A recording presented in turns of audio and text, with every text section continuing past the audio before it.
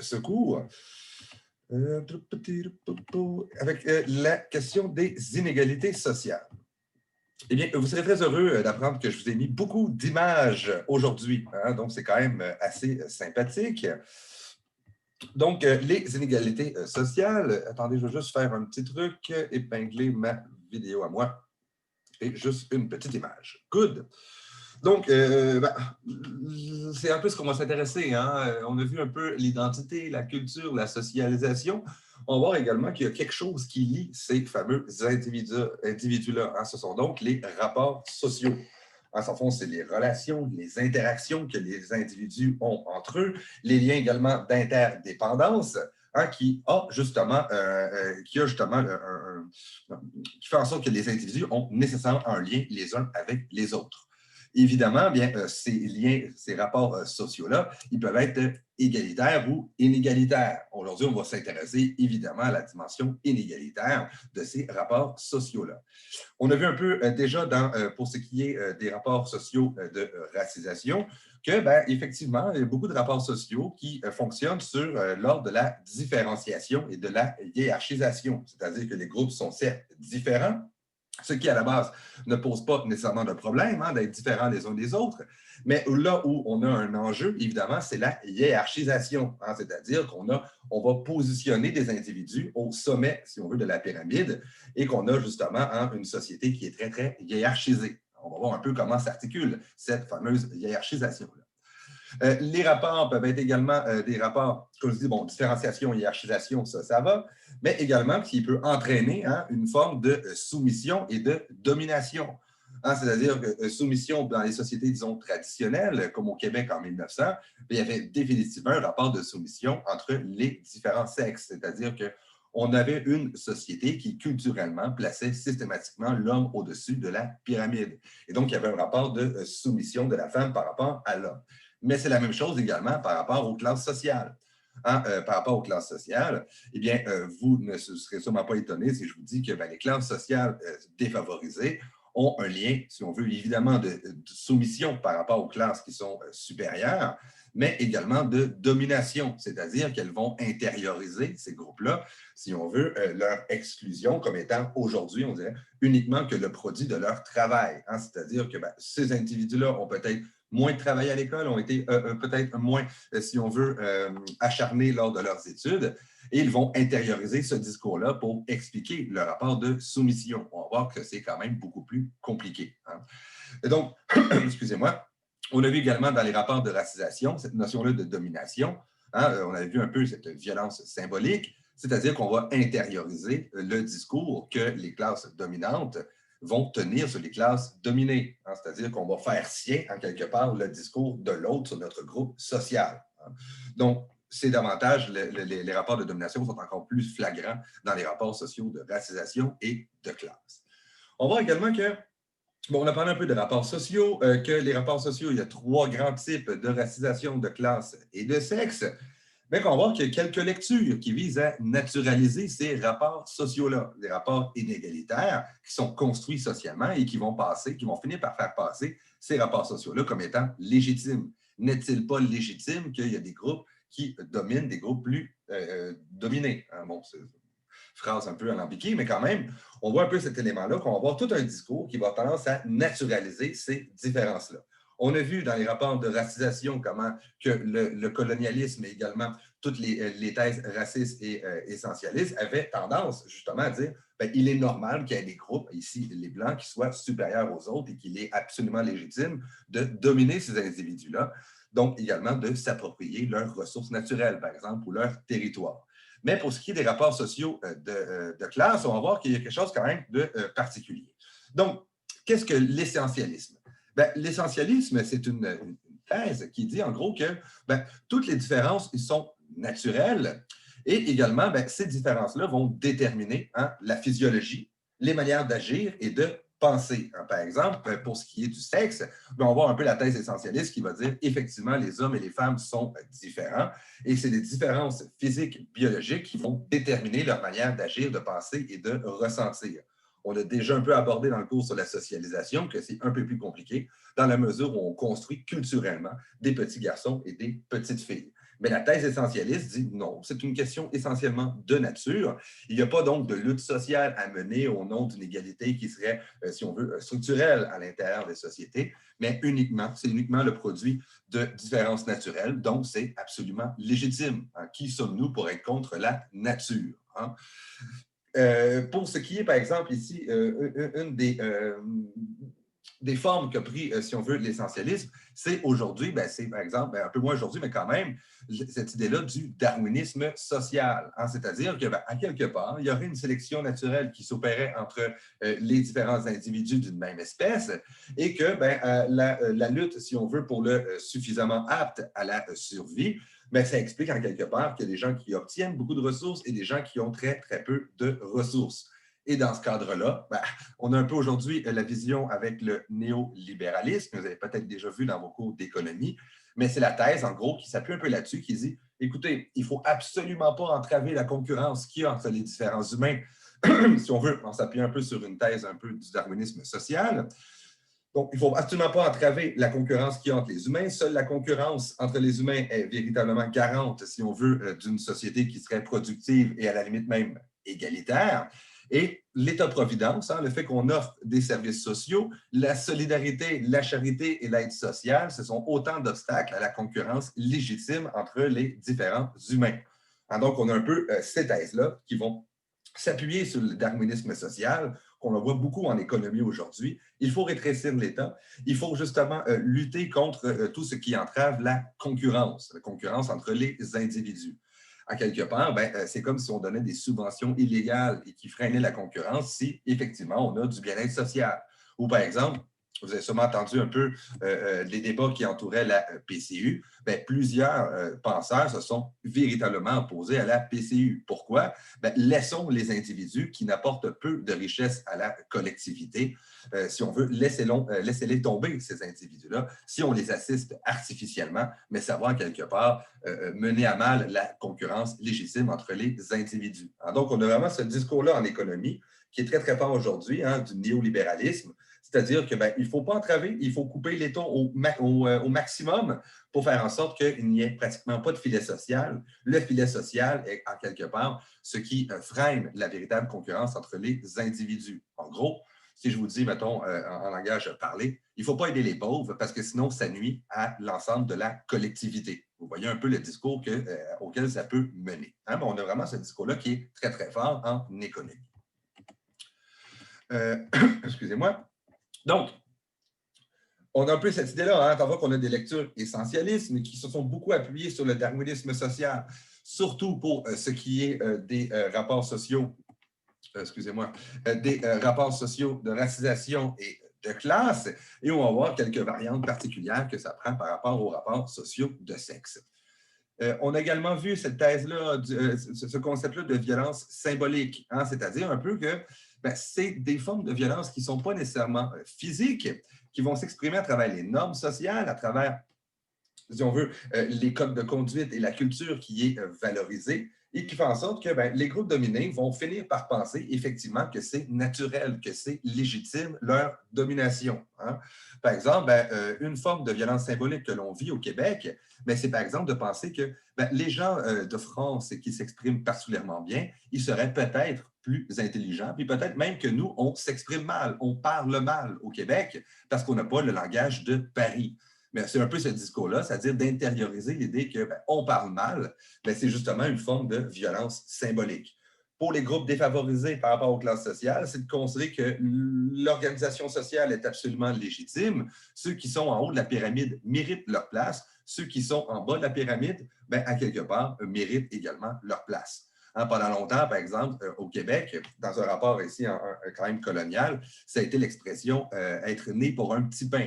C'est un peu cette logique-là. Il est normal que les Canadiens français, si on veut, n'aient pas de poste de direction dans les entreprises et qu'ils n'aient pas justement le contrôle sur leur destinée, dans la mesure où, à l'intérieur de nous-mêmes, une question de nature, les Canadiens français avaient moins de valeur que les Canadiens anglais. Donc, c'est le discours qu'on intériorise à ce niveau-là. Donc, juste quelques petits termes un peu pour placer la table. Donc, on a un peu, comme je vous dis, hein, des lectures qui vont naturaliser les inégalités sociales. Ben, souvent, c'est justement les formes d'essentialisme, c'est-à-dire l'idée que, ben, quelque part, c'est inscrit dans la nature. Donc, à quoi bon, justement, lutter contre ces inégalités? Euh, pour ce qui est, par exemple, un discours qui est très, très répandu et qui nous a, disons, abreuvé dans notre jeunesse, vous comme moi, c'est le fameux modèle méritocratique. Hein? C'est l'idée très légitime à la base, hein, si on veut, qui est très popularisée après la Révolution française. C'est-à-dire que, ben, à l'époque, c'est pas compliqué. Vous aviez votre poste, vous aviez votre rang en raison de votre naissance. Si vous aviez été un descendant de l'aristocratie, ben, il était absolument normal et légitime de vous confier, par exemple, une troupe à l'armée ou, encore une fois, des charges publiques au-delà de vos compétences réelles. C'est-à-dire que ben, vous avez quelque part ça dans le sang. Donc, le modèle méritocratique tend justement à aller à l'encontre de ça. C'est-à-dire, ben, on va avoir un système social, hein, qui va faire en sorte que ben, ce sont les plus méritants, hein, qui vont avoir les meilleures positions à l'intérieur de nos sociétés. Et on intériorise beaucoup ce discours-là depuis qu'on est tout jeune. C'est-à-dire qu'on pense que c'est un modèle de justice sociale, effectivement, quoi de plus naturel à quelque part que ben, les individus aient leur position sociale en fonction de leur seul mérite individuel. Mais on va voir que même si le modèle méritocratique est intéressant sur papier, il est, dans les faits, empiriquement, si on veut, absolument peu fondé. C'est-à-dire qu'on voit que, ben, on va voir un peu plus tard, que la classe sociale de naissance a énormément d'influence sur notre trajectoire sociale possible. Hein. Par exemple, petite caricature ici, on a un test qui est objectif, hein, qu'on peut avoir des résultats qui sont mesurables. Ici, on a un ensemble d'animaux de la forêt et l'évaluateur dit, pour une juste sélection, tout le monde doit passer le même examen. Vous allez devoir grimper à cet arbre. Pensez-vous que l'ensemble des animaux ont la même possibilité de réussir le même test? Non, évidemment. Hein? Donc, c'est un peu l'idée qu'on va voir un peu avec, par exemple, le système d'éducation. Même si je fais passer le même test à l'ensemble des individus, j'ai l'impression que c'est absolument objectif, c'est le même test que je fais passer. Est-ce que tous ont la même chance de par leur naissance, hein, on a vu un peu dans les premiers cours de leur socialisation, de leur milieu économique, est-ce qu'ils ont tous une chance égale d'avoir les mêmes résultats? Absolument pas. Hein? Ça veut dire que ça, on va regarder un peu les chiffres là-dessus sur, ben, en raison de votre classe sociale, quelles sont les probabilités que vous fassiez des études universitaires, par exemple. Hein? Donc, on a le discours méritocratique dans lequel on a baigné depuis qu'on est jeune. Par exemple, vous, en SLA, vous êtes considérés comme étant des très bons étudiants, mais il faudrait voir, hein, les statistiques. Je ne veux pas faire de cas individuels ou de pseudo-analyse, mais je ne suis pas nécessairement persuadé que plusieurs d'entre vous venez de milieux familiales particulièrement déchirés, défavorisés, dans lesquels la culture n'a pas d'importance, de même que l'école n'a absolument pas d'importance. C'est également que vous veniez, évidemment, de milieux où, par exemple, vos parents travaillaient, si on veut, dans les emplois précaires de fin de semaine, de soir, et également avec des emplois, par exemple, qui étaient peu socialement valorisés et peu rémunérateurs. Je ne vous ai absolument pas enlevé tout le travail que vous avez fait. C'est absolument pas l'idée, mais c'est un peu l'idée qu'il faut faire attention quand on analyse les inégalités sociales, de ne pas prendre sa position sociale à nous, hein, pour dire que, ben, quelque part, moi, si j'ai réussi, tout le monde peut absolument réussir. Hein. C'est un peu le sens de la du deuxième petite image qu'on voit ici sur la diapositive. Eh bien, ce n'est absolument pas pas tout le monde qui part à égalité à la course, si on veut, à une course à la vie, si on veut. Hein. Vous avez tous probablement joué à des jeux comme Monopoly, par exemple. Ben, si à Monopoly, par exemple, au lieu de commencer avec 200 ici, dans la classe, vous commencez avec 5 000 et j'ai d'autres classes, disons, en régulier qui commencent avec 100 en banque. Qui a plus de chances de réussir? Bien, évidemment, vous avez plus de probabilité de réussir. Hein? Ben, à ce moment-là, ben, c'est un peu cette idée-là. Est-ce que tout le monde est égal? Est-ce que, quelque part, on est véritablement dans un modèle méritocratique? Par exemple, vous, dans vos groupes à vous, c'est un peu ça qui est embêtant, vous avez l'exigence inverse. Ça veut dire que vous vivez sur probablement beaucoup plus de stress et d'anxiété par rapport à la réussite. Hein? C'est-à-dire qu'on a mis beaucoup de confiance sur vous, en fait, et ça devient particulièrement difficile si on veut, d'atteindre les objectifs que notre entourage nous a fixés. Hein? Ça ne veut pas dire que vous l'avez facile, c'est absolument pas ça que je veux dire. Vous êtes tout simplement confronté à d'autres types de défis. Hein? C'est quand même ça qu'il faut souligner. Vous n'êtes pas, disons, veut non plus une enfance dorée qui est née dans la ouate. C'est absolument pas ça que j'essaie de souligner. Mais c'est un peu l'idée. Analysons les inégalités sociales en regardant un peu, en prenant un peu de recul par rapport à sa position. C'est simplement pas parce que, on va voir un peu plus tard, mais ce n'est pas parce que des gens, si on veut, qui sont bien positionnés, si on veut, c'est la ligne de départ, réussissent, que tout le monde peut réussir. Il faut prendre un peu de recul par rapport à sa propre position. Donc, on a un peu ce discours-là qui est particulier, si on veut, dans nos sociétés, c'est le discours du self-made man ou de la self-made woman. C'est-à-dire qu'on a un discours qui est très, très, très nord-américain, l'idée qu'on se construit par soi-même. L'idée de l'American Dream, c'est en partie fondé là-dessus. C'est-à-dire que, écoutez, au-delà de nos origines sociales, même si on vient de n'importe quel pays, on a toutes des histoires qu'on a entendues au cinéma, par exemple, d'un ancêtre qui est arrivé avec seulement 5 $ dans les poches et qui a réussi à faire fortune aux États-Unis. C'est très, très fort comme fondement de discours des États-Unis. On peut partir d'absolument rien et finir millionnaire et voire même milliardaire. C'est souvent dans par exemple, dans ces tops-là qu'on fait, par exemple, le top 10 des ou le top 25 des self-made women, self-made men, par exemple, où on voit des discours où, voyez-vous, Bill Gates a parti dans son garage avec un de ses amis qui, aujourd'hui, il est une des personnes les plus riches de la planète. Également, on fait la même chose avec Zuckerberg, avec également celui qui est, j'ai oublié son nom, à la tête de Tesla. J'ai complètement oublié son nom, je suis un peu gêné. Mais on a un peu ce... Elon Musk. Non, pardon, excuse-moi, Jonathan. Elon Musk. Merci beaucoup. Donc, on a un peu ces discours-là sur ces individus-là. Regardez, on vous en montre culturellement quelques-uns. Ceux-ci ont pu réussir, ils servent de modèle d'inspiration. Ce sont eux qui vendent leur autobiographie, par exemple. Donc, ils sont culturellement utilisés pour faire la promotion du système économique qui est le nôtre. Toutefois, vous ne serez pas étonné que pour un Bill Gates qui réussit, il y en a 1000 qui échouent. Et ces 1000-là, on n'en parle pas, on ne fait pas voici le top 1000 des individus qui ont échoué, même s'ils avaient absolument toutes leurs cartes en main. Ça veut dire qu'on ne fait pas, ces tops-là ne sont pas présentés culturellement. Donc, on a vraiment un discours qui est méritocratique. La place qu'occupent les individus est uniquement le produit de leur travail acharné et n'est pas lié justement à leur capital de naissance. Tandis que dans les faits, statistiquement, on voit que le fait d'en être dans telle famille a énormément d'influence sur la trajectoire sociale possible que l'on peut emprunter au cours de notre existence. Donc, il faut vraiment garder ça à l'esprit, même si on a vraiment un discours culturel qui nous amène à penser que non, tout le monde peut absolument réussir. Il n'y a absolument aucun problème. D'ailleurs, Donald Trump, que vous connaissez peut-être, amène souvent ce discours-là. L'idée « je suis la représentation du modèle américain », en oubliant de souligner qu'il a hérité quand même de quelques millions de dollars de la part de son père. Donc, on met ça de côté un peu. Pourquoi?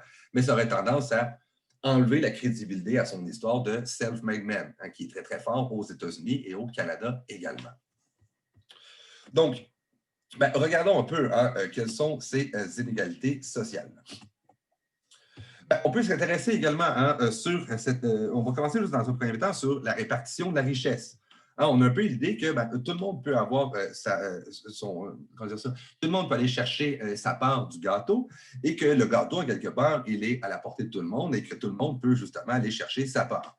Mais on constate quand même que dans nos sociétés, ils sont beaucoup plus inégalitaires qu'on peut bien l'imaginer.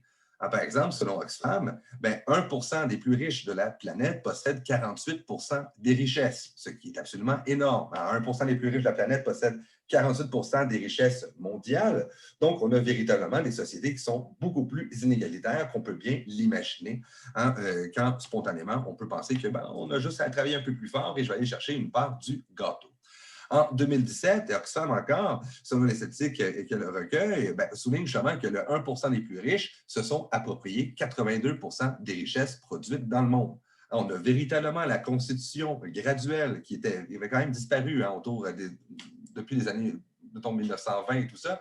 La reconstitution, véritablement, là je ne tombe pas dans la théorie du complot, mais d'une élite économique qui possède énormément de finances, énormément de richesses.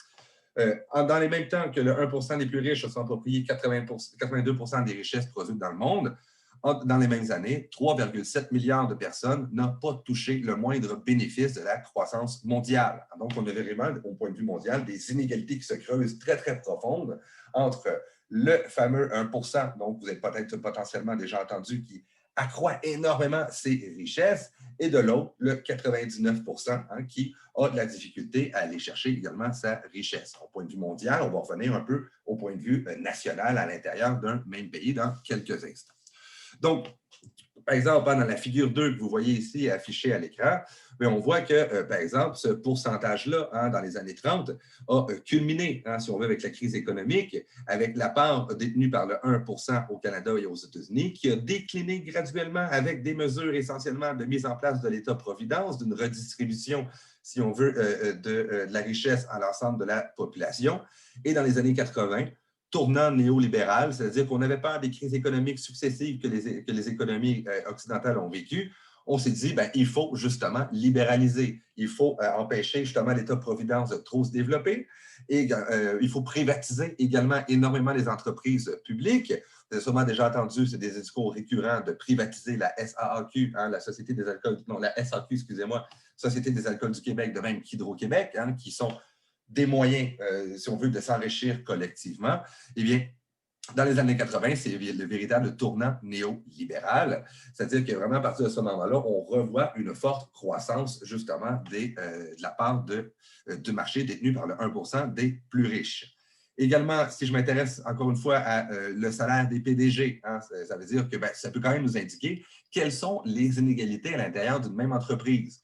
Si on regarde au début du graphique, dans les années 1970, eh bien, on voit que quand même, les PDG, les dirigeants ont toujours beaucoup plus d'argent que l'ouvrier de base. Ce n'est pas nécessairement un enjeu ici, une forme d'organisation sociale où on a des gens qui gagnent un peu plus d'argent et d'autres un peu moins. Ça peut être si on veut, inégalitaire en partie. Mais où est-ce qu'on voit, c'est la croissance de ces inégalités-là qui culmine, si on veut, si on regarde pour les statistiques de 2005, où on voit que la petite ligne bleue en bas, c'est le salaire moyen des individus qui n'a pas véritablement beaucoup augmenté depuis les années 70 en dollars constants, tandis qu'on voit un peu que, le salaire, si on veut, des PDG, eux, augmente énormément. Donc, on a vraiment, à l'intérieur des entreprises, des inégalités profondes qui se creusent entre le salaire moyen des employés et le salaire moyen également des PDG, qui on voit un peu que les deux courbes, de la figure 2 comme la deuxième figure que je vous présente, l'évolution des rémunérations des PDG américains comparée à celle du salaire moyen. On voit que les deux sont solidaires. Il y a véritablement, si on veut, deux groupes qui se distinguent de plus en plus à l'intérieur d'une même entreprise. C'est un peu l'idée. Ici, les écarts salariaux entre patrons et salariés dans le monde. Et on voit que, dépendamment des pays, les pays qui sont beaucoup plus libéraux au point de vue économique, on voit qu'il y a une énorme différence. C'est-à-dire qu'aux États-Unis, en moyenne, les dirigeants gagnent 354 fois le salaire moyen de leurs employés. Au Canada, c'est 206. 206 fois quand même, c'est quand même absolument énorme. Mais on voit que, par exemple, ce n'est pas si on veut, ce sont des décisions qui sont, ce sont des décisions qui ont été prises. Ça ne va pas de soi, notamment si je prends Norvège, Portugal, Danemark, Autriche, Japon, Israël, qui ne sont pas des pays pauvres non plus, où on voit qu'on a un écart qui est beaucoup moins élevé. Et là, pour ne pas vous faire pleurer, mais sachez qu'au Canada, à 11 h le 2 janvier, en 2018, le PDG moyen a déjà gagné le salaire annuel moyen de son employé, ce qui est quand même absolument indécent. Ça lui prend seulement, si on veut, quelques heures pour avoir le même salaire que celui de son employé ici annuel.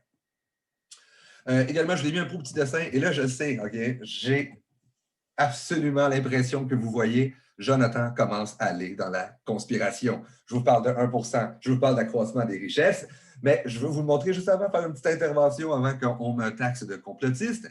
Mais simplement, l'idée que je trouvais intéressante avec ce dessin-là, c'est qu'on a l'impression, quand on va faire notre épicerie, par exemple, qu'on a un énorme choix, qu'il y a énormément d'entreprises, si on veut que c'est absolument diversifié. Tandis qu'on voit de plus en plus que les entreprises deviennent d'immenses conglomérats qui contrôlent pratiquement l'ensemble des marques que l'on que l'on côtoie à l'intérieur d'une entreprise. Essentiellement, il y a 8 énormes entreprises dans le monde agroalimentaire. Coca-Cola, Kraft, Nestlé, Procter & Gamble, PepsiCo, General Mills, Kellogg, Mars et Johnson Johnson, de même que Unilever. Ce sont des entreprises, hein, si on voit un peu les ramifications, qui possèdent pratiquement l'entièreté des produits, si on veut, que l'on consomme. Et qui amènent des choses absolument rigolotes. Hein. Je pense notamment à Unilever. Donc, vous vous rappelez, hein, tout le programme fait par Dove, hein, l'acceptation du corps, la diversité, c'est beau et tout ça, hein, il y avait beaucoup de publicité qui était faite là-dessus, mais sachez que c'est la même entreprise qui possède également Axe. Axe qui n'est pas reconnu, hein, pour ses discours, si on veut, qui est très, très égalitaire au point de vue des genres. Hein. Vous avez vu sûrement les annonces. La femme est essentiellement présentée comme un objet qu'il s'agit de conquérir. Et de même côté, on peut avoir des publicités de Dove, hein, voyez-vous, il faut vous accepter, la diversité, c'est magnifique et tout ça. Donc, c'est un peu l'idée de voir que les richesses s'accroissent, évidemment, d'une part, mais vont également être concentrées à l'intérieur d'un groupe de plus en plus limité d'individus et que même les entreprises que l'on côtoie, finalement, on magasine essentiellement à l'intérieur de 8 mêmes entreprises en permanence, hein, qui possèdent la majorité des produits que l'on consomme. À cela, il faut également ajouter les GAFA, hein, je ne les ai pas mis également, hein, Google, Amazon, Facebook et, là, je suis un peu gêné, Apple. Apple, merci beaucoup, et Apple, hein, qui sont les 4 grandes entreprises du monde des multimédias qui, soit dit en passant, le plupart du temps, ne payent pratiquement pas d'impôts, hein, dans la mesure où ils optimisent fiscalement, hein, si on veut, leurs entreprises. Hein. Donc, ici, si on veut, la fameuse structure de Merton qu'on a vue la semaine passée, ce serait des innovateurs. Hein? Si on veut que, même le discours, on a à se dire, voyons, quelque part, ils sont brillants, ils sont futés, hein? Je veux dire, ils réussissent à tirer leur épingle du jeu. Mais c'est un peu ça l'idée, hein, d'une forme de violence symbolique, c'est que nous, on intériorise pratiquement, je ne dis pas que tous ici dans la classe, mais on finit pratiquement par intérioriser, du moins collectivement, l'idée que des gens qui font de l'optimisation fiscale ne sont pas quelque part des individus qui devraient être ramenés à l'ordre, mais ce sont des compagnies astucieuses, hein, si on veut, qui servent tirer leur épingle du jeu. Hein, donc, c'est quand même assez particulier. Excusez-moi. Donc, revenons un peu, hein, à ce... donc, on a vu un peu, hein, jusqu'à maintenant, je vais juste vous montrer que on a un discours qui est méritocratique, qu'on a véritablement l'impression que la position que l'on occupe, si on veut, dans l'intérieur de la société, est uniquement le produit de notre travail personnel. J'ai fait un petit détour vers les inégalités mondiales, mais revenons, si on veut, hein, essentiellement à l'intérieur d'une même société. Hein. Donc, qu'est-ce qu'on constate? Eh bien, il y a quand même quelque chose de... ça, c'est un peu, j'ai déjà un peu évoqué cette idée-là. Qu'est-ce qu'on constate? C'est qu'on est classé à l'intérieur de groupes sociaux. Hein? On est classé à l'intérieur de différentes classes sociales. Qu'est-ce qu'une classe sociale? C'est un ensemble d'individus, hein, qui ont le même niveau social, qui ont des conditions de vie, un niveau de revenu et des comportements sociaux qui sont similaires. Il y a 3 grands types de capitaux que l'on possède comme individu. Le capital économique, celui auquel on pense le plus spontanément, hein, les ressources matérielles, financières que l'on possède, si on veut, par exemple, votre compte en banque, une fois que vous aurez votre job d'adulte. Hein, évidemment, là, vous êtes aux études, le capital économique est relativement faible, mais vous êtes quand même tributaire de celui de vos parents. Également, le capital culturel qu'on a un peu évoqué, hein, ça regroupe en partie, hein, la notion d'habitus. Hein, si on veut, on a un habitus culturel qui est socialement plus ou moins valorisé. Hein. Dans le capital culturel, on a également les livres, les tableaux, donc l'ensemble des biens culturels que l'on possède, mais également les biens institutionnels. Hein, le fait d'avoir un nombre d'années de scolarité X, d'avoir des diplômes, d'avoir eu des prix, d'avoir eu des bourses, ce sont tous autant d'éléments qui viennent alimenter notre capital culturel. Hein, donc, capital économique, l'argent que vous avez, capital culturel, votre habitus, mais également tout ce qui est associé, si on veut, de près ou de loin avec ce qu'on appelle l'éducation au sens large et la haute culture, et également le capital social, c'est votre réseau de relations. Hein? Si on veut, si vous êtes si vous êtes quelqu'un de défavorisé, qui n'a pas un grand capital culturel, mais si vous avez beaucoup de relations sociales, donc un gros réseau social, comme on pourrait dire aujourd'hui, eh bien, quand même, c'est un ensemble d'individus que vous pouvez mobiliser afin d'améliorer votre situation. Hein? Donc, on a 3 grands types de capitaux et ces 3 grands types de capitaux-là, ils sont essentiellement transmis hein, si on veut, par l'héritage. L'héritage que nos parents nous lèguent, c'est d'une part économique, bien sûr, mais également culturel. Le fait, par exemple, qu'ils ont valorisé l'école, qu'ils vous ont aidé pour les travaux, que quand vous parlez de vos travaux, ils vous écoutent, ou quand vous parlez de vos projets scolaires, ils vous écoutent également. Ce n'est pas le cas nécessairement de tout le monde, mais quand même, ou lorsqu'on a de l'assistance, si on veut, en cas de difficulté au point de vue économique, culturel, mais également social, ce sont tous des choses qui sont transmises. Hein. Le capital social, c'est par exemple, si vous avez à déménager, hein, vous avez sûrement entre vous certains qui vivent en appartement, eh bien, est-ce qu'il y a des gens qui sont venus vous aider à déménager? Si oui, vous avez possiblement un capital social un peu plus élevé. Si, par exemple, vous pouvez vous commander des objets sur Amazon sans problème et les recevoir en plein cours, vous avez sûrement un capital économique relativement élevé. Je fais une petite blague à Stéphanie qui vient de recevoir un colis live pendant que je parlais. Donc, c'est un peu cette idée-là, hein, c'est-à-dire qu'on peut classer les individus. Comment les classer sur les classes sociales? On pense spontanément au capital économique, mais il faut également penser au capital social et au capital culturel. Ce qui fait par exemple que, comme je vous disais, quelqu'un de défavorisé économiquement, s'il y a un gros réseau social, il réussit quand même à survivre. Hein? Donc, il faut quand même considérer ces trois grands types de capitaux-là. Hein? C'est un peu la même idée que des artistes. Les artistes, ce n'est pas riche. Hein? Je pense que vous vous en doutez là, que les artistes ne roulent pas sur l'art, mais ils sont quand même socialement valorisés. Pourquoi? Ils ont un fort capital culturel. On va voir, par exemple, que pour ce qui est de l'éducation, hein, la capacité des individus à continuer à persévérer à l'école, on voit que c'est beaucoup lié au capital économique des parents, au capital culturel qui a été transmis également à leurs enfants, de même que le capital social. On va regarder ça ici dans quelques instants. Donc, par exemple, juste moi, un exemple un peu bête. Moi, il m'arrive des situations comme vous, hein, où est-ce qu'on est malade. Mais quand je suis malade, qu'est-ce que je fais? Je peux appeler un de mes amis qui est médecin. Vous sentez quand même que ce sont des éléments que je peux intégrer dans mon capital social. Je n'ai pas toujours à me présenter à l'urgence dès que j'ai des petits problèmes de santé ou encore à me fier à des sites qui sont très, très flous comme Doctissimo. Hein, dès que tu lis ça, tu es pas mal sûr d'avoir un cancer généralisé. Je vous conseille quand même d'éviter ce type de petits sites-là. Également, pour mon déménagement, j'ai déménagé dans un appartement. J'avais environ une dizaine de personnes qui sont venues m'aider. Mais je n'ai pas eu à payer, par exemple, un 500 $, par exemple, pour pouvoir déménager, hein, demander des déménageurs. La même chose également pour les métiers. Vous ne le savez peut-être pas encore, on va en reparler un peu plus tard, mais que même s'il y a un diplôme, les métiers, c'est souvent du bouche-oreille. Hein? Ça veut dire que c'est souvent notre réseau de relations, qui peut être assez étendu quand même, qui vont nous dire « Hey, ils cherchent quelqu'un à telle place, tu devrais appliquer ». Ce sont donc encore les opportunités, en quelque part, d'affaires, sont également données par notre capital social dans notre réseau de relations. Donc, c'est trois grands éléments qu'il faut considérer: capital social, capital culturel et capital économique également. Hein, lorsqu'on essaie de voir, OK, mais tu es situé dans à peu près telle classe sociale. Dans certaines situations, là, je me suis un peu bête parce que c'est une question que j'ai mis dans mon questionnaire, mais quand même, c'est un bel exemple. Vous savez, le grand drame de Donald Trump, quel est le grand drame de Donald Trump? D'être milliardaire, mais d'être méprisé par les gens de la haute société états-unienne. Hein? C'est son grand drame. Il n'a jamais été accepté par les grandes familles qui sont aux États-Unis.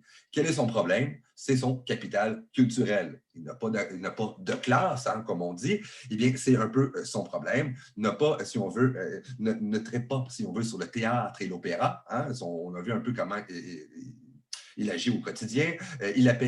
Paraît-il qu'il apprécie particulièrement le poulet frit. Ce n'est pas des mecs qui sont socialement valorisés dans les groupes culturels qui sont eux aussi plus valorisés. Donc, c'est son grand drame. Il n'a pas le capital culturel qui est associé à sa classe sociale. Donc, ce sentiment-là, si on veut, ce n'est pas juste parce que tu as de l'argent que tu es accepté par les gens. Est-ce qu'on considère ça comme un capital culturel ou capital social? Un capital culturel qui le freine dans le développement de son capital social. Bien, effectivement, hein, ça serait un peu entre les deux à ce moment-là, mais c'est vraiment son capital culturel ici qui pose problème. Donc, continuons encore hein, pour ce qui est, on a vu un peu, c'est quoi les fameux capitaux. Excusez-moi, et là, j'aimerais voir un peu, hein, quand on pense, si on veut, comment est-ce que, au point de vue économique, comment est distribué, si on veut, les richesses à l'intérieur de notre province, c'est assez particulier. C'est-à-dire que les Québécois, lorsque sondés, ils savent déjà qu'effectivement, ce n'est pas l'ensemble des individus qui ont intériorisé le langage méritocratique. Hein. On n'a pas l'idée, en fait, que toutes les classes sociales devraient avoir le même montant. Hein. Ça veut dire avoir, disons, 50 000 par année. Ils ne sont pas dans un régime, disons, qui serait considéré comme étant, par exemple, communiste, hein, où est-ce que tout le monde a le même montant d'argent au-delà de son travail. Ce que les Québécois souhaitent, hein, c'est une étude qui a été faite par, j'ai oublié un peu, l'Institut du Nouveau Monde, excusez-moi.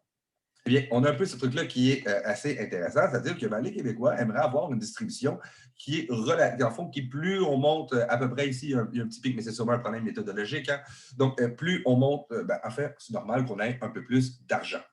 Tandis que les Québécois, en réalité, savent très bien qu'il y a un groupe ici, hein, on a séparé, juste comme ça, excusez-moi, on a séparé la société en 10 groupes d'individus, hein, selon, si on veut, leur classe sociale ici, en fonction de leur revenu économique. Ce que les Québécois croient, ils pensent quand même qu'effectivement, il y a des individus qui gagnent beaucoup plus d'argent que les autres. Donc, dans le troisième petit graphique qu'on a, on a la courbe souhaitée et estimée. Ils aimeraient avoir une répartition relativement égalitaire, mais sont quand même conscients qu'effectivement, il y a des inégalités sociales. Toutefois, ce qu'on regarde, c'est que ils n'ont pas nécessairement conscience de les énormes inégalités sociales qu'il y a à l'intérieur de la province du Québec. Les inégalités réelles peuvent être exprimées ainsi. On voit un peu que les deux premiers groupes de la société, ils n'ont pas assez d'argent pour même être représentés à l'intérieur du graphique. On voit que la majorité des groupes supérieurs vont capter l'essentiel des richesses. Et si on ajoute à ça, évidemment, les REER, les fonds de pension, l'ensemble des biens immobiliers qu'ils possèdent, on voit encore une fois qu'ici, c'est les 4 premiers groupes de la population, donc 40 de la population, qui n'ont même pas assez de valeur économique pour être représentés sur le graphique. Donc, on a véritablement d'énormes inégalités sociales à l'intérieur de la même province. On a véritablement un groupe qui s'approprie une part absolument énorme, si on veut, du gâteau, de la richesse qui est produite par l'ensemble des Québécois. Donc, on a quand même une rencontre, même à l'intérieur du même pays, ce n'est pas juste mondial, à l'intérieur de la même province, on a énormément d'inégalités socio-économiques. Et certains diront, avec le discours méritocratique, que, quelque part, c'est absolument justifié. Les individus, si on veut, qui sont plus hauts, qui sont, disons, dans le 50% supérieur au point de vue économique, ont travaillé plus fort, sont allés à l'université, qu'effectivement, ils ont, par leur travail acharné, mérité une plus grande part du gâteau. Donc, on va regarder un peu, OK, mais est-ce que tout le monde a les mêmes chances d'aller à l'école, d'avoir les clés, quelque part, qui leur permettent d'accéder au groupe supérieur? Mais justement, c'est un peu l'idée, avec l'idée des classes sociales. Le fait même de naître dans une famille, vous avez une position sociale de départ.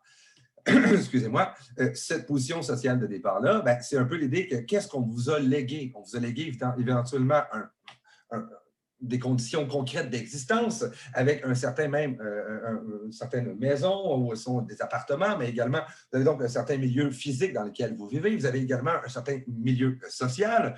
Donc, on vous transmet un capital culturel et économique et éventuellement social. C'est-à-dire que c'est des choses qui sont transmises de génération en génération, ce capital culturel, économique et social-là. Mais également, vous allez vivre dans un quartier particulier. C'est-à-dire que vous n'avez pas choisi votre famille, vous n'avez pas non plus choisi votre quartier de naissance. On voit un peu que le quartier a énormément d'influence sur la santé des individus. Donc, tout ce qu'on hérite dans la socialisation primaire et secondaire a une influence sur notre éducation potentielle et éventuellement notre futur emploi et de soi, notre fameux salaire qu'on va avoir. On va avoir avec la notion d'homogamie qui également, on a également des partenaires de vie et des relations sociales qui dépendent de notre classe sociale. Ce n'est pas tout le monde qui se tient avec tout le monde. Même si c'est un peu vrai, encore une fois, au secondaire et au cégep, vous allez voir que plus ça avance, on est essentiellement avec des individus uniquement de notre classe sociale. On va voir qu'il y a énormément d'influence sur la santé et notre espérance de vie. Pensez notamment à notre régime alimentaire, qui peut être plus ou moins associé à des saines habitudes de vie, dépend, encore une fois, de notre classe sociale. Pas uniquement en raison de moyens économiques, mais également en fonction de la culture. Il y a des aliments qui sont socialement plus valorisés dans certains milieux plutôt que d'autres. Également, elles vont se répercuter sur les conditions de vie, votre logement, votre consommation, votre alimentation. Donc, on voit un peu que la position sociale de départ a énormément d'influence. Évidemment, ça ne veut pas dire que tout est joué lorsqu'on est petit, mais quand même, on a une position plus ou moins avantageuse déjà dès les premières années de notre naissance. Par exemple, ici, j'ai une carte de Montréal, parce que c'est encore plus flagrant, où on a ces fameuses cartes de la défavorisation. C'est-à-dire qu'ici, c'est la carte des familles. Les familles plus ou moins défavorisées, on voit qu'elles se concentrent dans certains quartiers. On a la bonne vieille, si on veut, division Est-Ouest. Hein, je pense que j'avais déjà évoqué dans ce cours-ci.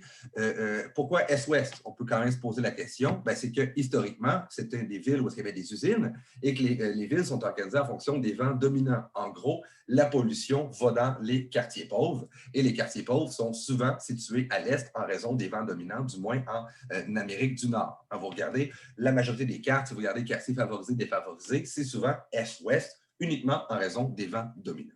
Est-ce que vous vous êtes déjà promené? Oui, Aurélie, excuse-moi. Je me demandais juste à la carte, est-ce que le rouge, c'est les plus riches ou les... Excuse-moi, je vais te... C'était quoi qui était quoi, là? Parce qu'il Le est rouge est tellement petit évidemment... qu'on voit rien. Là. Vous voyez pas... Est-ce que vous voyez l'écran que je partage en ce moment? Oui, mais c'est juste, c'est ça la légende. La légende qu'on ne voit pas, hein? OK. Plus c'est vert, moins on a de défavorisation. Plus c'est rouge, plus c'est défavorisé. Donc, on voit en rouge, dans le nord, en fait, on est dans Montréal-Nord et dans le fond, tous les quartiers, si on veut, fonds de contraception ethnoculturelle, on a également énormément de pauvreté. Également, près du, là je pointe, mais là, vous ne voyez absolument rien, près justement du centre-ville de Montréal, hein, parmi les tours à bureaux, encore une fois, beaucoup de pauvreté. Et le gros dessin ici, je ne sais pas si vous voyez ma souris, le gros dessin ici, on est autour de Verdun et du sud-ouest, hein, si on veut, qui est encore une fois un quartier particulièrement défavorisé. Hein, donc, on a un peu cette section-là ici. Donc, on voit un peu que la pauvreté n'est pas inégalement répartie. On a une concentration de la pauvreté dans certains secteurs de Montréal. Est-ce que vous êtes déjà promené dans Westmount, dans les quartiers riches?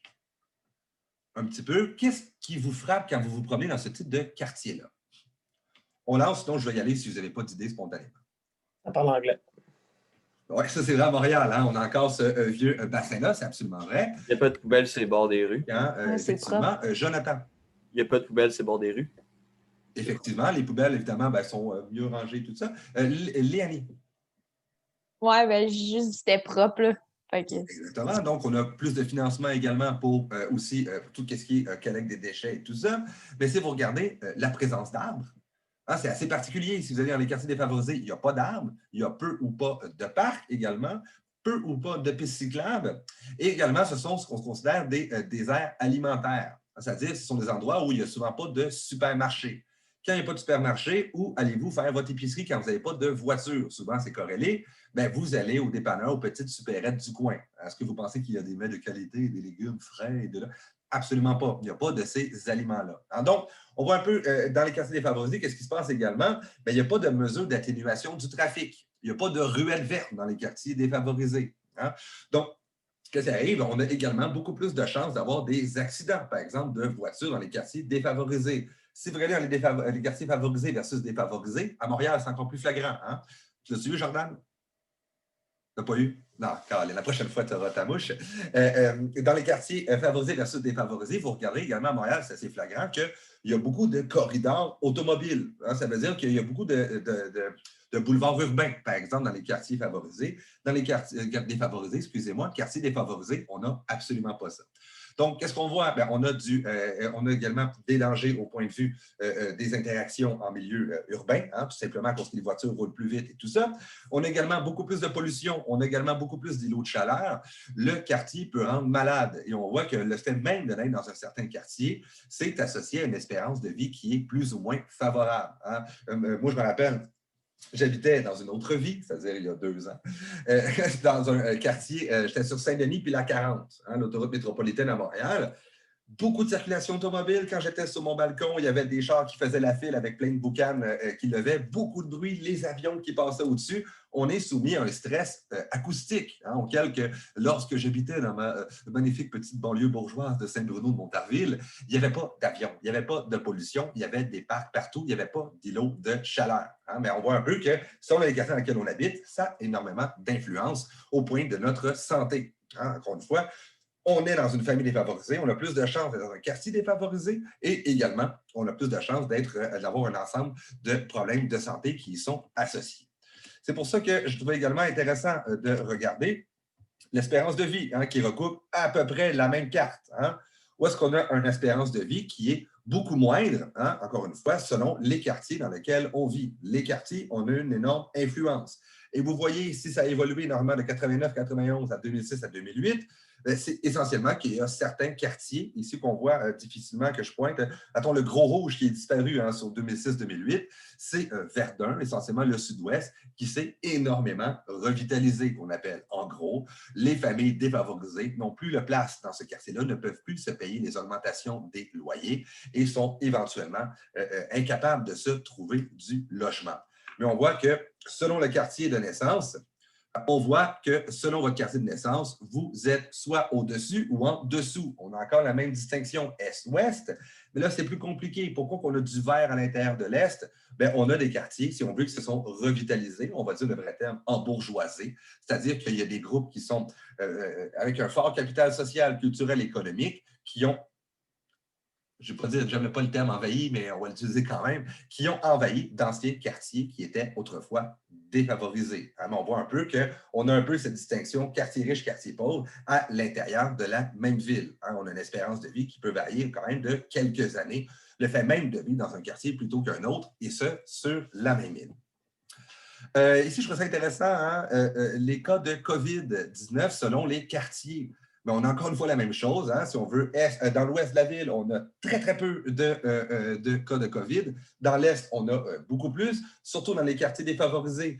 Pourquoi est-ce qu'on a davantage à Montréal-Nord que dans d'autres quartiers?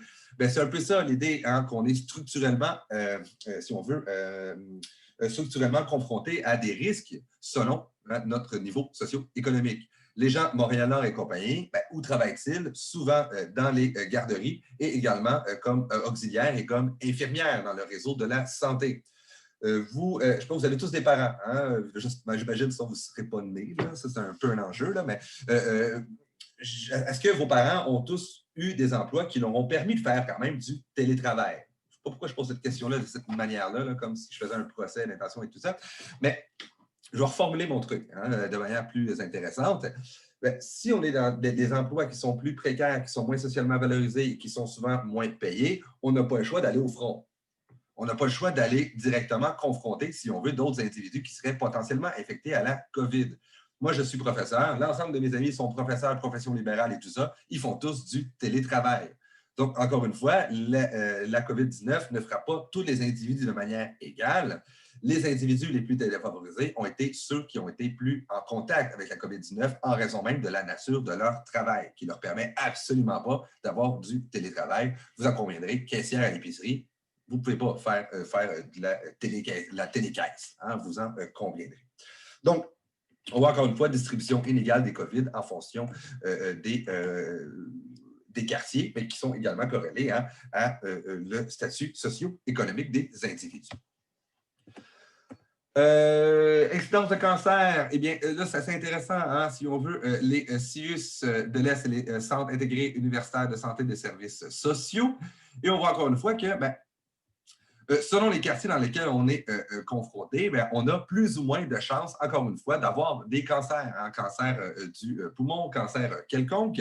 Eh bien, on a encore une fois, ici, selon les différents quartiers dans lesquels on vit, ici, c'est centre-sud, dans le quartier le plus défavorisé, eh bien, on a ici le CIUS de l'Est, hein, dans les plus défavorisés, la meilleure moyenne de CSS, c'est sûrement dans l'Ouest ici versus la moyenne. Bon, on voit que ben, c'est inégalement réparti, les fameux risques de cancer. Ce n'est pas juste une question de bonne décision, de bon choix de vie. On a, si on veut, plus ou moins exposés à différentes maladies en raison de notre milieu d'appartenance. La même chose pour pour ce qui est de l'obésité. C'est en gros, essentiellement, est-ce que les activités physiques sont valorisées à l'intérieur de votre milieu social? J'avais déjà fait un peu la blague, hein? La blague qui voulait que vous pouvez mesurer la richesse d'un quartier en fonction du nombre de cyclistes et de personnes qui font du jogging. Ben, c'est quand même vrai. Dans les groupes socialement défavorisés qui font déjà des emplois qui sont exigeants physiquement, on n'a pas le goût d'aller faire du jogging le soir. On a travaillé toute la journée, debout, devant les chaînes de montage, des choses comme ça, où je ne sais pas si vous avez déjà fait des jobs de production dans des usines. Je ne sais pas, c'est particulièrement aliénant. Puis tu n'as pas le goût de faire, hein, Johan, Jonathan, tu n'as pas le goût de faire du jogging et faire du bicycle après. Tu as juste le goût d'aller t'effoirer devant la télé. Hein. C'est un peu ce qui se passe. Selon notre milieu socio-économique, on va avoir certains emplois plutôt que d'autres qui vont être possibles ou probables. Et c'est également associé à une plus grande propension à faire de l'activité physique également. Donc, on va plus ou moins valoriser l'activité physique selon nos milieux socio-économiques d'appartenance. Même chose également selon les familles monoparentales, beaucoup plus de cas de familles plus éclatées dans les quartiers les plus défavorisés. Tandis que si je prends, encore une fois, les jeunes sortant de l'école secondaire sans diplôme ni qualification, ben, encore une fois, on voit que selon l'Est ou l'Ouest, on a vraiment une division en fonction de ça. On va aborder le sujet de front dans quelques instants. C'est juste quelques statistiques hein, pour vous montrer. Si on regarde ici l'espérance de vie à la naissance hein, selon le niveau de défavorisation, mais on voit, vous ne serez pas étonné, hein, que plus, là c'est à l'envers parce qu'on parle de défavorisation. Hein, c'est pour ça qu'on a les plus favorisés en premier. Bien, plus hein, on est défavorisé au point de vue matériel et au point de vue social. Ici, on met les deux, bien, on a une bonne espérance de vie de différence. Hein, on a environ 8 ans d'espérance de vie de moins. C'est-à-dire le fait de vivre dans un quartier en particulier, dans une classe sociale, au point de vue de votre capital économique, social et culturel, ça vous enlève 8 ans d'espérance de vie sur la planète. Hein, c'est quand même assez embêtant, vous en conviendrez.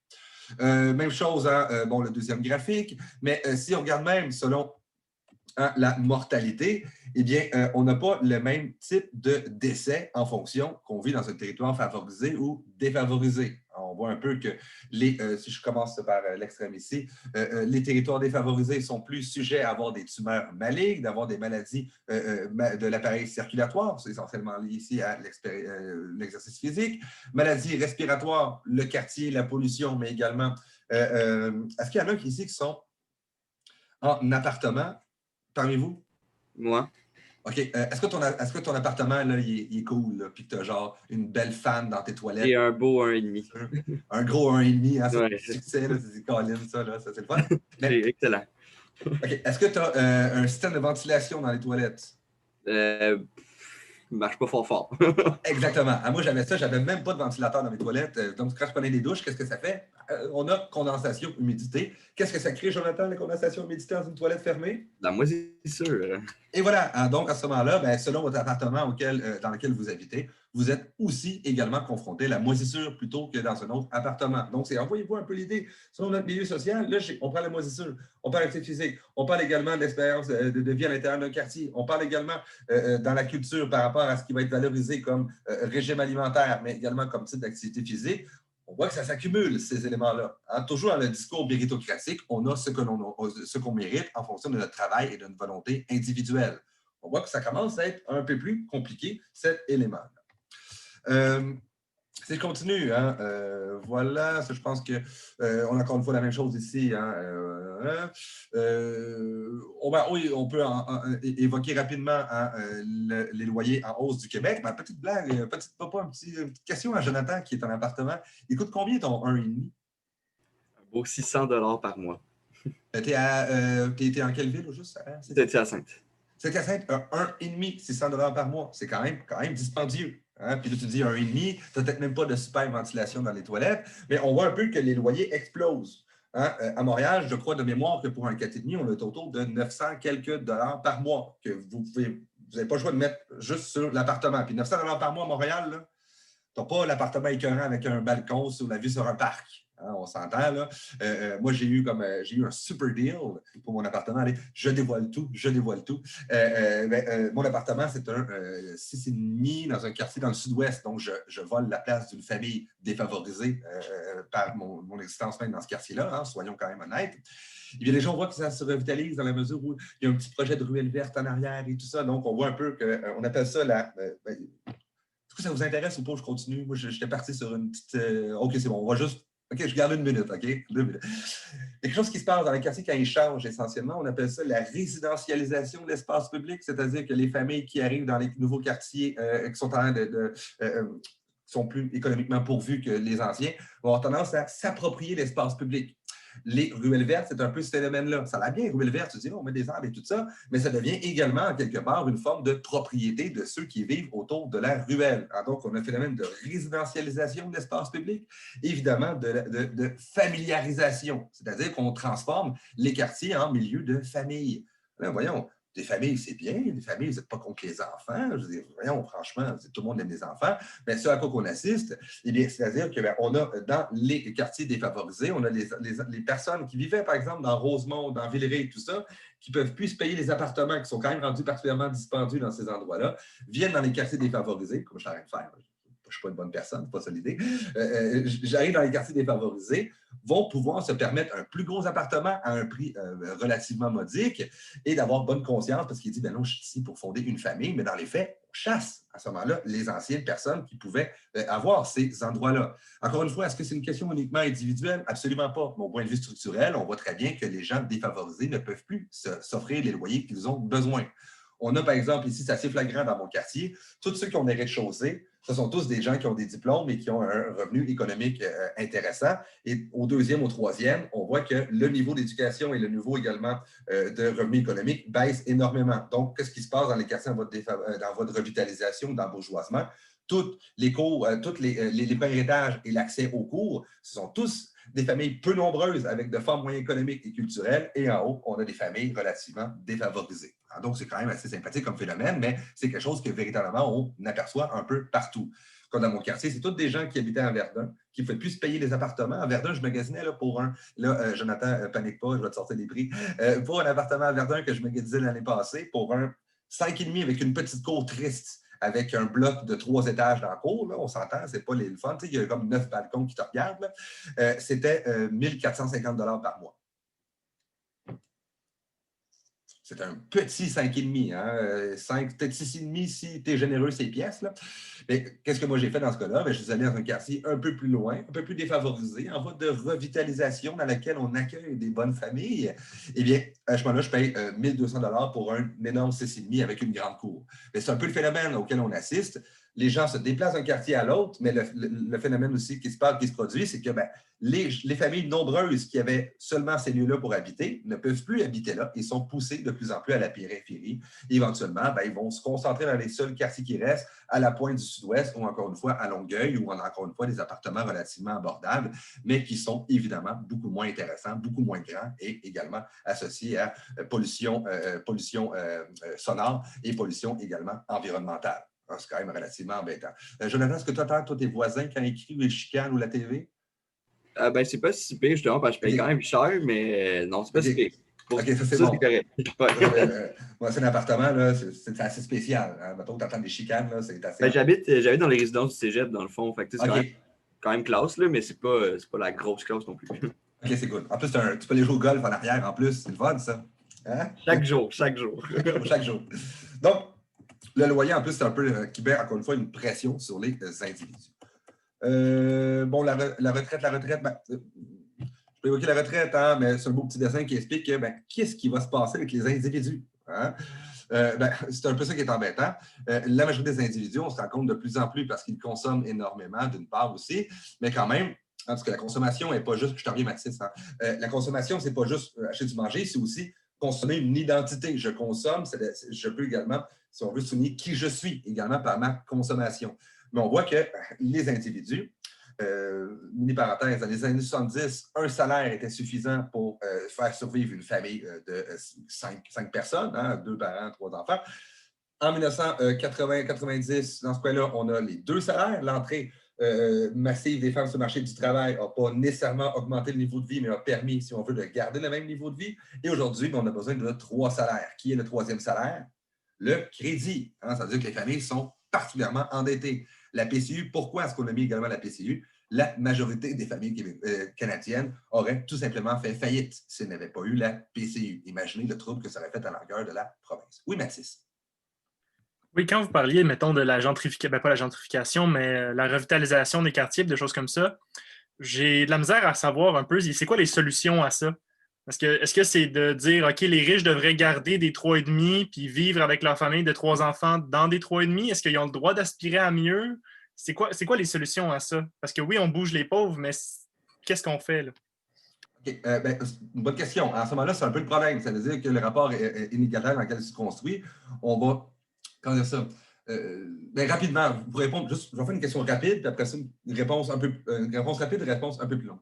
Réponse rapide, construction massive de logements sociaux. Il n'y a pas de logements sociaux suffisants au Québec. C'est un grand problème. Et également, on a la constitution de choses assez embêtantes, c'est-à-dire qu'on a la constitution de mini-empires immobiliers, où est-ce que les individus possèdent énormément de bâtiments dans lesquels ils ne font absolument aucune rénovation. Ils les laissent se décrépir doucement. Hein? Donc, c'est un des problèmes, rénovation majeure, mais également aussi construction massive de logements sociaux. Souvent, qu'est-ce qui se passe? C'est qu'on construit les condos. On dit, écoutez pas, inquiétez-vous pas, on va faire des logements sociaux. Mais à chaque fois, les logements sociaux, souvent, ne suivent pas à la mesure des promesses qui avaient été faites. Donc, on a un peu l'idée également d'un phénomène qui est un peu embêtant, où on a passé des règlements dans quelques quartiers pour empêcher la modification des bâtiments. En gros, j'avais un triplex, par exemple, donc 3 logements, et qu'il était transformé en une unité familiale. Donc, j'enlève 2 logements d'un coup du parc immobilier montréalais. Mais on a passé des lois pour interdire ça. Par exemple, Plateau-Mont-Royal, Villeray également, pour freiner un peu cet élément-là. Parce que c'est ce qu'on voit. Les gens ici, dans mon quartier, par exemple, ils ne peuvent pas s'acheter un peu ailleurs. Ils viennent ici. Qu'est-ce qu'ils font? Ils prennent souvent un duplex. Il y a beaucoup de duplex. Ils prennent un duplex et le transforment en maison unie familiale.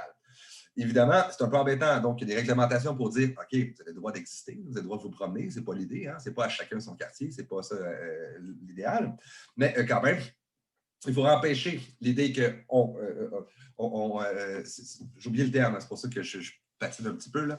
Mais il faudrait empêcher un peu cette transformation-là d'unité en une seule unité, mais surtout associer ça de logements sociaux pour que les gens puissent habiter à des endroits et peut-être faire des logements sociaux qui peuvent être également intéressants. Les gens défavorisés ont des fois le droit peut-être d'avoir une belle vue, d'avoir peut-être des beaux parcs et pas tout simplement les parkings, si on veut, sur le bord des rails de chemin de fer ou des choses comme ça. Si vous regardez les logements sociaux où ils sont construits, pas particulièrement sympathiques dans ces endroits-là. Mais souvent, on a beaucoup de difficultés à faire ça. En Radio-Canada, par exemple, vous savez que Radio-Canada a été vendu, la tour de Radio-Canada, eh bien, ils vont consacrer une partie à des logements sociaux. Dans le fond, c'est un peu l'idée de... évidemment, ils vont être sûrs dans les bas étages, pas en haut, franchement. Là. Mais on a un peu l'idée de faire une plus grande mixité entre les individus. Donc, c'est différentes pistes de solutions qui sont quand même entreprises là, à ce niveau-là. Je ne sais pas si ça répondait un peu à la question... plus ou moins, là, mais on pourra en discuter si on veut s'y faire. Donc, c'est un peu cette situation. Donc, ce à quoi qu'on assiste, c'est un peu embêtant dans la mesure où les sociétés ont toujours été inégalitaires. Il n'y a pas d'Éden perdu dans lequel les sociétés étaient égalitaires. Par contre, ce à quoi qu'on assiste, on assiste à des situations un peu embêtantes dans la mesure où le discours de base était « travailler et vous allez pouvoir survenir à vos besoins ». Et aujourd'hui, on assiste à l'apparition de travailleurs pauvres, c'est-à-dire des gens qui travaillent 40 heures semaine, mais qui n'arrivent quand même pas à joindre les 2 bouts. Ce qui est quand même contredit l'espèce de discours de la société salariale. Travaillez et vous obtiendrez, si on veut, les moyens de votre propre subsistance. Également, l'autre phénomène auquel on assiste, c'est la précarité. Les individus sont de plus en plus précaires. On a la difficulté à avoir, par exemple, des permanences, d'avoir des postes qui sont garantis. On a de plus en plus la multiplication des petits contrats et des horaires, si on veut, qui est, par exemple, vous allez travailler quelques jours là, quelques jours la fin de semaine. Donc, on a un peu ce phénomène-là auquel on assiste de la précarité, des emplois qui sont peu rémunérés et dont la sécurité n'est pas non plus assurée. C'est qui est quand même, encore une fois, difficile pour pouvoir faire des projets. Imaginez si un jour vous dites « j'aimerais ça avoir des enfants, j'aimerais ça avoir une maison des enfants ». Si vous avez un emploi précaire, vous n'êtes pas sûr d'avoir un emploi l'année prochaine, de pouvoir même avoir un horaire qui aurait du sens, donc je vais pouvoir travailler la semaine puis pas la fin de semaine, le soir et tout ça, ça devient quand même particulièrement difficile. Mais l'autre sujet qui vous intéresse peut-être un peu plus, le phénomène des chômeurs scolarisés. Hein? Aujourd'hui, ce n'est pas parce que vous avez un diplôme universitaire que vous allez avoir un emploi qui va être, si on veut, non précaire. C'est ça qui est difficile. C'est-à-dire que dans les premières années de votre vie, vous allez avoir, dépendamment, si vous êtes en médecine, vous devrez peut-être sûrement vous débrouiller, mais pour beaucoup de métiers, les premières années de la vie sont particulièrement difficiles. On doit faire des petits contrats, on doit faire des remplacements, on doit faire, si on veut faire ses preuves en quelque part, dans une période qui s'étale de plus en plus. Donc, les premières années, par exemple, là, vous avez quoi? Vous avez 20, on va dire 19 ans autour de ça, 18 ans. Ça va faire un beau chiffron. 18 ans, vous allez finir le cégep autour de 19, vous allez commencer votre bac à 19, vous allez finir votre bac à 22, mettons. Faire une maîtrise, j'imagine la plupart d'entre vous, hein, vous êtes autour de 26, parce qu'il y a toujours des petits retards, c'est absolument normal. Donc, autour de 26 ans, vous allez finir votre maîtrise, mais vous n'aurez peut-être même pas d'emploi stable avant 30 ans. Voyez-vous un peu l'idée? Ça commence à... C'est pour ça que je vous disais, là, les enfants ils arrivent de plus en plus tard dans les vies, ils sont autour de 29 ans, mais c'est aussi associé à la précarisation de l'emploi. Dépendamment des métiers dans lesquels vous allez être, on va voir que les emplois sont beaucoup plus difficiles qu'auparavant et qu'avoir un diplôme. Bien, aujourd'hui, en gros, je ne vais pas vous faire de peine, là, autant qu'auparavant, pour vos parents, tout le monde avait un cégep. Aujourd'hui, tout le monde a un bac. C'est pas vrai, évidemment. Là, on voit des chiffres qui sont contredisent un peu mon truc. Mais tout le monde dans votre groupe social à vous, allez avoir des bacs. Avoir un bac, c'est pas suffisant. Puis ça n'impressionne plus beaucoup non plus les employeurs. Je vous fais de la peine, je suis un peu dur aujourd'hui. Mais il faut pour la plupart d'entre vous avoir une maîtrise ou un doctorat. Moi, j'ai des amis qui ont en sociologie des post-doctorats. Ce n'est pas juste parce qu'en sociologie, ça ne sert à rien.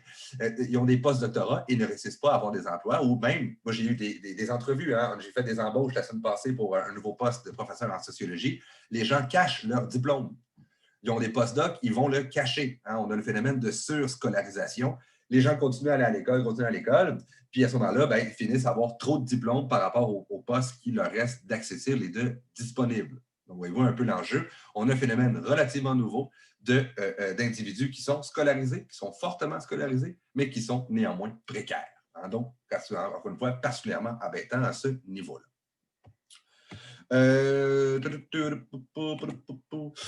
Donc, c'est un peu cette idée-là ici qui est relativement embêtante. Bon, à Montréal, par exemple, quelques statistiques, hein, de 2001 à 2012, on voit qu'il y a une augmentation de 30 des individus qui sont considérés comme étant précaires pour 125 000 personnes. 40 des Montréalais se situent sous le seuil de la pauvreté, hein, mais qui travaillent, par contre, c'est quand même ça qui est embêtant. Excuse-moi, on va recommencer. 40 des individus qui sont sous le seuil de la pauvreté ont néanmoins un emploi, mais sont incapables quand même de joindre les deux bouts. Parmi les travailleurs pauvres, 70 affirment avoir un emploi à temps plein. Donc, on a un emploi à temps plein, mais quand même, on est dans les travailleurs pauvres. Également, excusez-moi, le nombre de travailleurs pauvres qui possèdent un diplôme universitaire a augmenté de 75 entre 2001 et 2006. Faudrait-je revoir mes statistiques, mais ça n'a pas beaucoup bougé depuis. On a certains quartiers qui concentrent davantage ces individus-là, notamment Parc Extension, avec un taux quand même de 30 Et qu'est-ce qu'on voit un peu? Qu'est-ce qui produit ça? Bien, multiplication des emplois précaires, recours énorme à la sous-traitance également, et la disparition d'emplois industriels qui étaient autrefois bien rémunérés. Hein, pour ceux qui ont le moins de diplôme, au moins, je pourrais travailler dans une shop, dans une usine, mais ces emplois-là ont tendance à disparaître.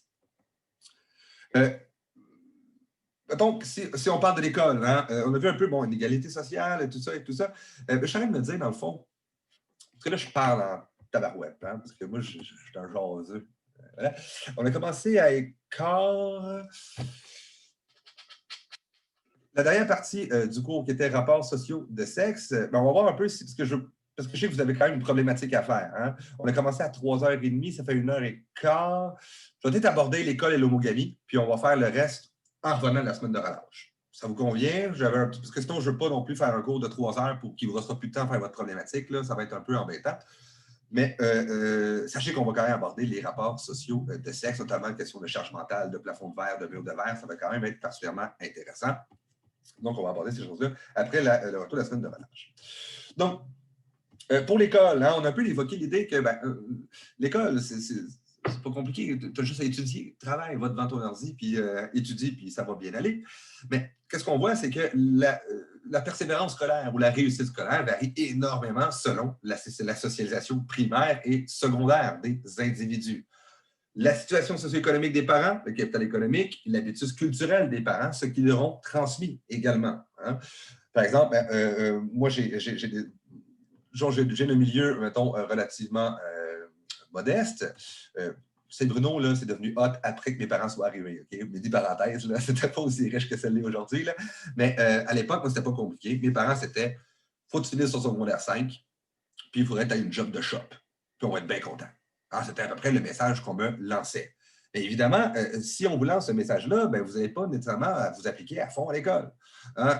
Également, moi, c'était un peu l'idée, si j'ai 60 c'est absolument génial, j'ai fait ma job. Hein? Donc, j'avais pas mal ça, ces notes-là au secondaire.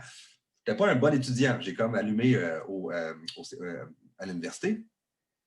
Donc, je n'étais pas très bon au secondaire et tout ça, mais c'est que j'avais aussi un milieu familial. Ce n'est pas l'idée de se déresponsabiliser totalement. Hein? Ça veut dire l'individu a une part de responsabilité, mais c'est de voir également quel est le monde qui l'entoure. Quand on est jeune, est-ce qu'on avait des jeux qui stimulaient, par exemple, hein, vos capacités intellectuelles? Est-ce que, par exemple, on vous mettait devant les dessins animés toute la journée où on vous parlait, on vous lisait des histoires, on vous racontait des choses, on vous faisait écouter des documentaires? C'est tous des éléments qui ont énormément d'influence sur l'habitus culturel des individus. Est-ce qu'on, par exemple, est-ce qu'on regardait votre bulletin? Hein, moi, j'ai des amis de groupes socio-économiquement moins favorisés.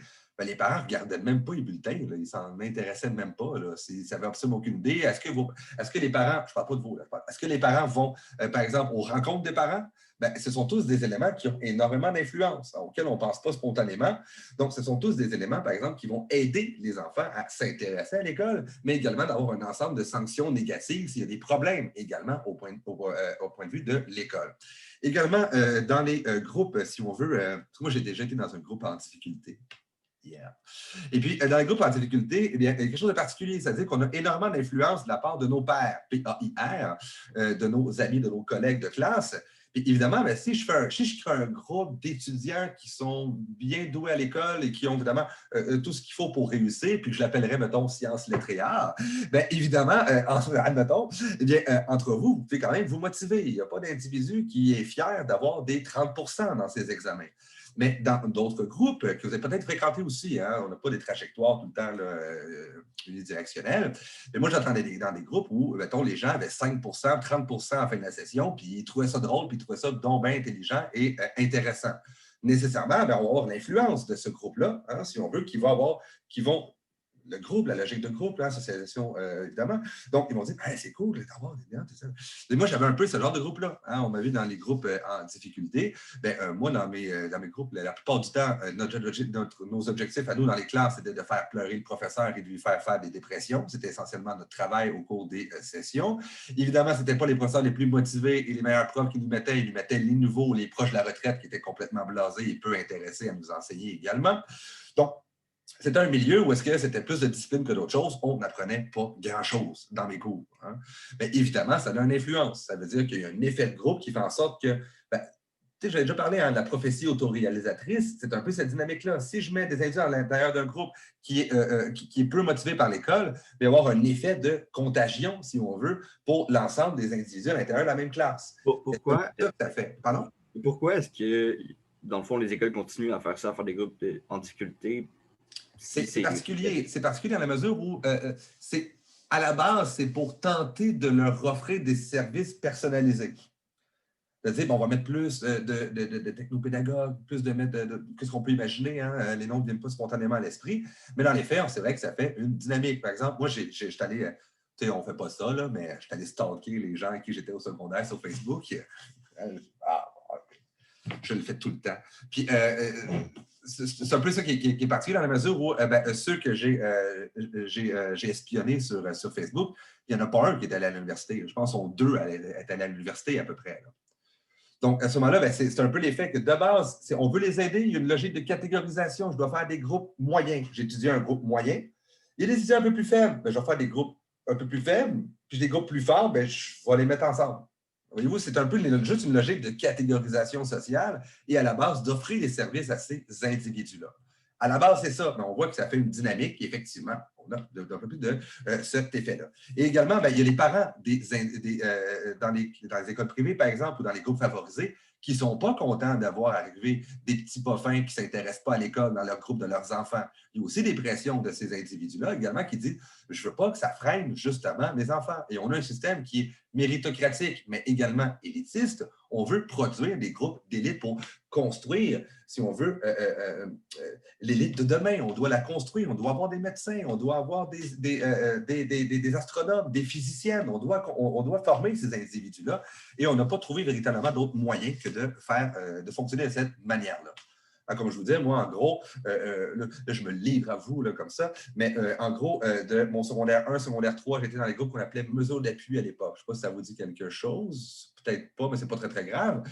J'avais 15 cours de français, d'anglais, de maths sur une période de 14 jours. Donc, en plus, on t'écœurait avec l'école, on t'en donnait tout le temps des matières de base. Mais également, moi, je n'ai pas eu de cours de biologie. Je n'ai pas eu de cours de... en plus, j'ai oublié, ça fait trop longtemps. Là. Il y a plein de cours que je n'ai absolument pas eu. Et la majorité de ceux qui étaient dans ma classe finissaient leurs écoles aux adultes. Donc, vous voyez un peu, les 16-18, que vous connaissez peut-être, finissaient leur école secondaire aux adultes. Donc, j'avais ce type de classe-là. Est-ce que cet individu-là, je ne veux pas que vous pleuriez sur mon sort, est-ce que cet individu-là dans ma classe avait les mêmes possibilités que les autres de réussir, qui étaient même juste dans une classe normale? Absolument pas. Hein? Donc, c'est un peu l'idée que ça a énormément d'influence, le milieu dans lequel on est. Évidemment, là, je parle à vous ici directement, je ne dis pas que vous ne travaillez pas fort, c'est absolument pas ça que je veux dire. Mais intéressons-nous également aux groupes qui ont plus de difficultés. Ces individus-là partent véritablement avec une longueur de retard par rapport aux autres qui sont, qui sont éventuellement leurs concurrents. Hein? Donc, on a véritablement, si on veut, des filières qui se font de cette manière. Également, on a un peu ça, hein, une école qui est de plus en plus ségrégée, hein, qu'on a des écoles privées, des écoles publiques, mais à l'intérieur également, moi, c'était la douance qu'on appelait à l'époque. Hein, je ne sais pas si ça vous dit quelque chose, les groupes qui étaient d'individus plus doués. On te le disait directement. Là. Ça s'appelle-tu comme ça? Je ne pense plus. Pas la douance, je ne peux pas croire. Ça s'appelle encore comme ça, votre époque? Maintenant, il y a le phénomène de surdouance, qui est genre une pathologie, je pense, carrément. Ah, mais... C'est clair. Mais surtout, qu'est-ce qui est drôle, c'est que... qu'est-ce qui est drôle? Je suis comme hyper cynique, là. Mais les individus qui... Mettons, quand on apprend trop à lire et à écrire, à tout ça à nos enfants très, très en bas âge, ils finissent par s'ennuyer dans l'école primaire et éventuellement, ils ont plus de difficultés à l'école parce qu'ils apprennent absolument rien. C'est un peu embêtant. Moi, c'est ça qui s'est passé. Justement, j'étais vraiment mauvais au primaire parce que je m'emmerdais. Puis arrivé au secondaire, pouf, je suis devenu bon parce que c'était plus fun. C'est ça. Ils ont aussi un peu aidé les parents qui veulent avoir leur enfant là, super bon, super. Puis c'est légitime, hein? C'est absolument légitime. On vit dans une société inégalitaire. On doit leur laisser la chance à nos enfants d'occuper des postes, d'avoir autant de chances que les autres d'occuper des postes inégalitaires, par exemple. Hein? C'est un peu cette idée. Donc, on a ce phénomène-là, mais également même au cégep privé, au cégep public. C'est quand même particulier. Là, je parle pour Sciences Lettrières, parce que je trouve ça quand même intéressant. Vous en faites partie, donc c'est quand même intéressant de discuter de ça. Mais tu ne trouves pas ça particulier qu'on fasse un groupe à part d'individus qui sont bons à l'école? Est-ce que vous êtes mélangés avec les autres étudiants? Est-ce que vous les voyez, ceux qui sont en difficulté? Est-ce que même vous en avez parmi vos amis? Pas tant que ça. Puis je ne vous accuse absolument pas. Hein. C'est vraiment pas ça l'idée. Là. Mais c'est un peu l'idée, c'est-à-dire que vous n'avez même pas la chance d'être influencé négativement par des individus qui ont de la difficulté à l'école. Ça a énormément d'influence. C'est très bien. Moi, je n'ai rien contre Sciences Lettrières, absolument pas. J'étais content d'enseigner à vous. C'est pas ça l'idée. Mais on voit quand même qu'on a véritablement des groupes que l'on crée absolument distincts les uns des autres. Mais revenons un peu à cette logique-là hein, de l'école. Socialisation primaire, énormément d'influence, même le milieu lorsqu'on est jeune, mais également socialisation secondaire. C'est-à-dire que même si vous êtes né dans une famille défavorisée ou dans une famille qui avait peu de capital culturel, ce n'est pas terminé. Hein. La trajectoire sociale, c'est pas je mets tes éléments dans un ordinateur, ce qui est dû à ta naissance, et je sais automatiquement ce qui va en sortir. C'est beaucoup plus compliqué que ça. Pourquoi? Il y a un ensemble d'éléments auxquels on peut être confronté lors de notre socialisation secondaire. Par exemple, peut-être certains d'entre vous avaient de la difficulté à l'école primaire et peut-être au secondaire au début. Vous êtes fait une nouvelle gang d'amis, vous avez été confronté à des situations ou des personnes qui vous ont inspiré à continuer à l'école. Ça peut faire totalement bifurquer votre trajectoire scolaire. Hein, donc, vous n'êtes pas tous des bien-nés à quelque part. Il y a des trajectoires sociales qui ont complètement bifurqué. Et je peux vous conter encore une fois de mon histoire de ma vie personnelle, hein, parce que je suis très narcissique.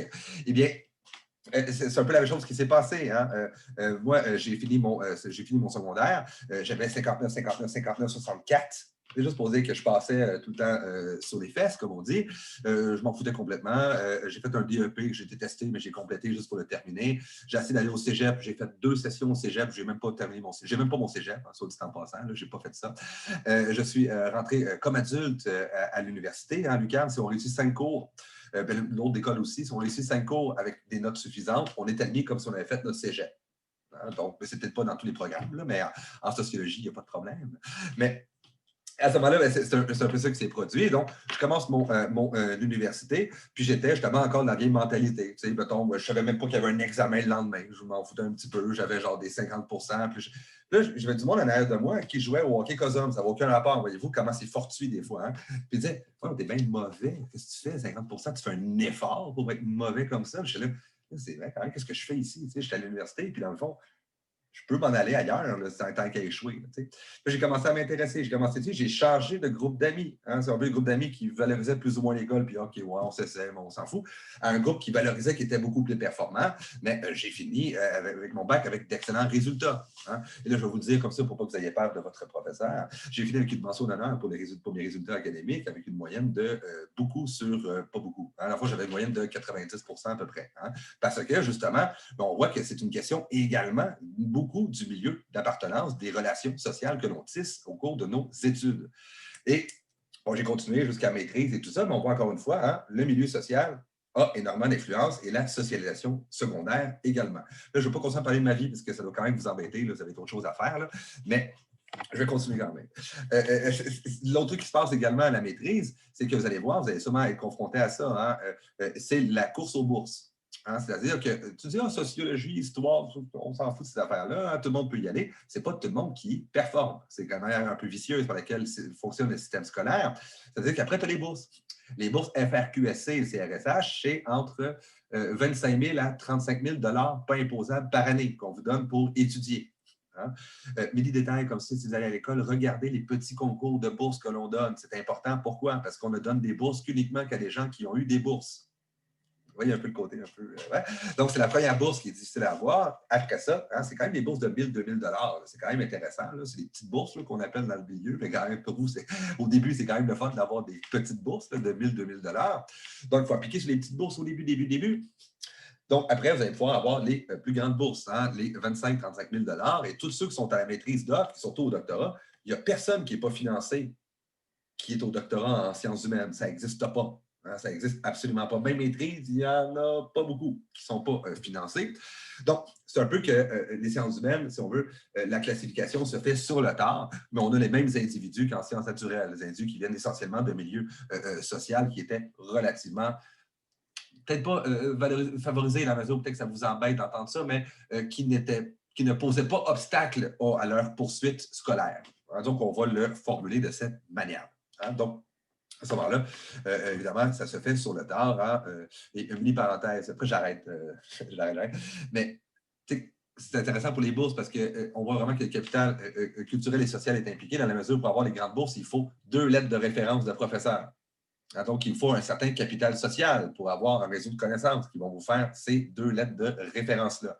Lettre de référence, ce n'est pas 3 lignes. Hein? C'est une grosse page qui écrivent qui vous êtes et tout ça. Puis ils ne font pas des lettres à tout le monde. Hein? Ils font des lettres à ceux qui pensent qu'ils peuvent obtenir les bourses, donc à des individus qui considèrent qu'ils sont plus haut dans la survie académique. Alors, donc, c'est encore une fois assez particulier. Je ne vais pas le dire trop fort parce qu'il y a dans la pièce à côté.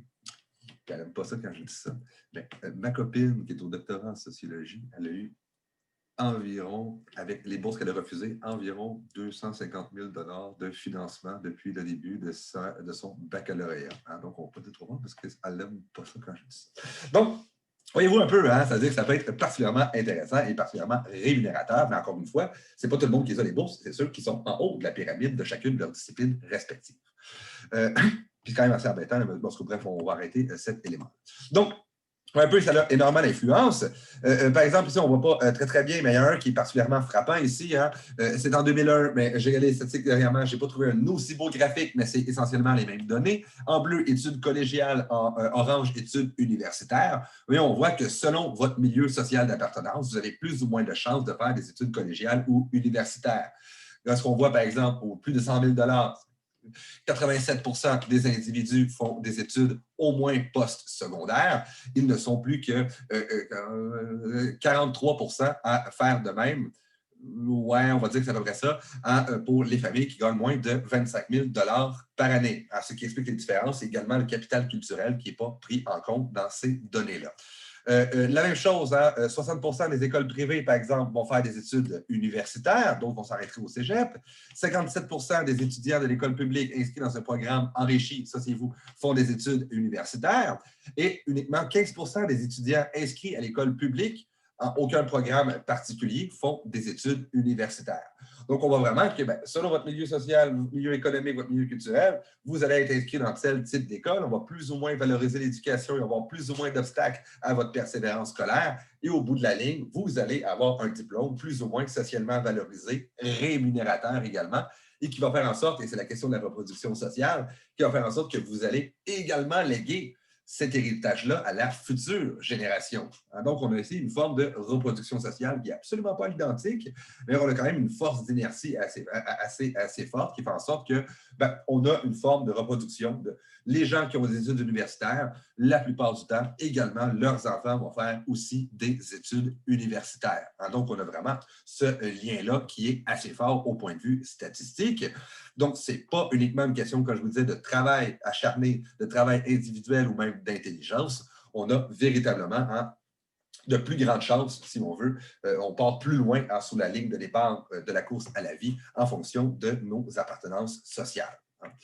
Et oui, justement, pour parler de ça, en terminant, je vais parler juste un petit peu de l'homogamie. C'est ça qui est intéressant, c'est-à-dire qu'également, j'imagine que vous êtes en couple. Est-ce qu'il y en a qui sont en couple? Levez la main ceux qui sont en couple. Je sais qu'Ariane va compter pour 2 si elle lève la main, parce que je connais déjà. Et voilà. Donc, plusieurs sont en couple et tout ça. Donc, on va aborder quelque chose d'assez rigolo qu'on appelle l'homogamie. C'est-à-dire que si, effectivement, les couples étaient absolument formés par le hasard, qu'est-ce qui arriverait? Mais j'aurais une répartition qui serait justement due au hasard. Si je mets les gens sur leur classe sociale, j'aurais 25% de gens défavorisés qui sortent avec des gens favorisés. Donc, vous voyez un peu l'idée. J'aurais une répartition véritablement identique dans chacun des groupes sociaux. Qu'est-ce qu'on constate? Mais c'est qu'on côtoie des gens en fonction de notre milieu social d'appartenance. Hein? C'est-à-dire que c'est un peu embêtant pour vous parce que vous êtes relativement jeune, et tandis qu'au secondaire et au cégep, on a des unions qui sont un peu plus différentes, qu'on appelle hétérogames, d'individus venant de 2 milieux socio-économiques et culturels différents. Mais plus on vieillit, plus on a des amis uniquement de notre groupe social d'appartenance, mais également plus nos couples, les gens qui viennent de notre milieu, plus la personne avec qui on fait notre vie vient également de notre milieu social d'appartenance, au point de vue économique, au point de vue culturel et au point de vue social également. Hein, tout simplement parce qu'il n'y a pas beaucoup de monde qui tripe sur le Monster Truck au Stade olympique qui vont fréquenter des gens qui aiment aller à l'opéra. Ne serait-ce que sur le choix des activités qui vont être choisies, qui sont inégalement répartis en fonction de nos classes sociales, effectivement, on va avoir des activités qu'on va plus ou moins valoriser. Évidemment, qu'est-ce que vous faites en couple? Vous faites des activités. Si votre chum, par exemple, si par exemple, vous allez aller aux pommes, hein, par exemple, l'activité qui est très socialement valorisée d'aller aux pommes en couple, qu'il faut aller aux pommes, prenez ça, les gars, en note, il faut aller aux pommes. Si vous ne voulez pas aller aux pommes et vous dites à votre blonde, ça te tente-tu à la place qu'on aille au pit de sable faire un feu? Il y a peut-être des bonnes chances qu'avec le temps, effectivement, votre couple ne dure pas. Hein? Donc, c'est un peu cette idée de l'homogamie. L'homogamie, c'est quoi? C'est un concept assez intéressant qui dit que il y a des mariages préférentiels à l'intérieur d'une population, c'est-à-dire que quand les individus possèdent des mêmes caractéristiques, ont tendance à se marier et se fréquenter plus souvent entre eux que le voudrait le hasard. Et là, je fais juste un petit test avec vous. Pensez à votre chum ou votre blonde. Est-ce qu'ils parlent la même langue que vous? Est-ce qu'ils viennent on va revenir un peu plus tard, est-ce qu'ils viennent d'une région, si on veut, qui est proche de la vôtre? Pour ceux qui habitent en ville, est-ce qu'ils viennent d'un quartier qui est relativement proche de la vôtre? Est-ce qu'ils ont une éducation relativement comparable à la vôtre? Est-ce qu'ils sont religieux ou non religieux? Ici, oui, est-ce la même religion que vous? Est-ce qu'également, ils ont des habitudes de consommation, des habitudes de vie, un goût et une manière de parler, de s'exprimer qui est similaire au vôtre, en fait? Si vous avez répondu oui à la majorité de ces éléments-là, eh bien, vous êtes dans un couple qui est considéré homogame. En gros, on voit un peu au secondaire, vous avez sûrement déjà vu ça aussi, je vais prendre mes vieux termes de mon oncle, mais les cheerleaders fréquentent des fois les métalleux au secondaire, mais ce sont des couples qui n'ont pas tendance à durer dans le temps.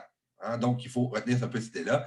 Les mariages hétérogames, ça existe, mais la majorité des unions sont homogames. Ils viennent d'individus, parfois, sont formés par les individus qui ont un milieu socio-économique et culturel qui est particulièrement comparable.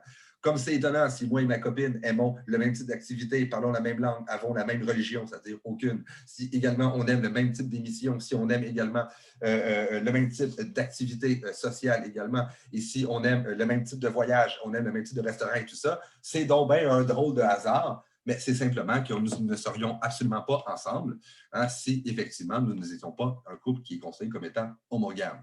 Donc, c'est un peu l'idée qui favorise la reproduction sociale. Ces éléments-là, sont également, encore une fois, répartis à l'intérieur de la population. Bien, les gens des mêmes groupes sociaux ont tendance également à se fréquenter plus souvent que le voudrait le hasard. Hein. Et une petite chose par rapport à ça, pensez à l'endroit où vous avez trouvé votre chum ou votre blonde. Bien, peut-être que vous, c'est à l'école, parce que vous êtes encore à l'école, la majorité d'entre vous, donc probablement des individus qui viennent, dans le fond, sciences nature, sciences humaines est vraiment comme une forme de ségrégation dans ces deux groupes-là. Là. Souvent, c'est des gens du même groupe sont dans les mêmes classes. Bon, ça va un peu de soi. Mais également, un peu plus tard, c'est où vous allez rencontrer votre partenaire de vie. Bien, ça va être à quel endroit? Est-ce que ça va être au Tim Hortons ou ça va être dans un café un peu plus branché de l'ouest de Montréal? Mais c'est un peu l'idée, c'est-à-dire que selon nos milieux sociaux d'appartenance, on va privilégier certains lieux plutôt que d'autres. Nécessairement, au hasard, on va rencontrer également des gens qui viennent du même milieu que nous.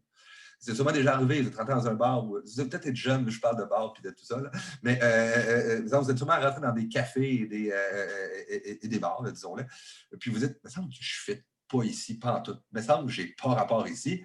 Bien, vous êtes dans un endroit qui n'est justement pas celui de votre milieu social d'appartenance. Mais des fois, vous dites, je suis vraiment ici, le monde, on a l'air gentil, tout ça, et étonnamment, ont des habillements, des discussions qui ressemblent pas mal à la vôtre. Il y a des bonnes choses qu'effectivement, dans cet endroit-là, vous trouviez votre partenaire de vie également.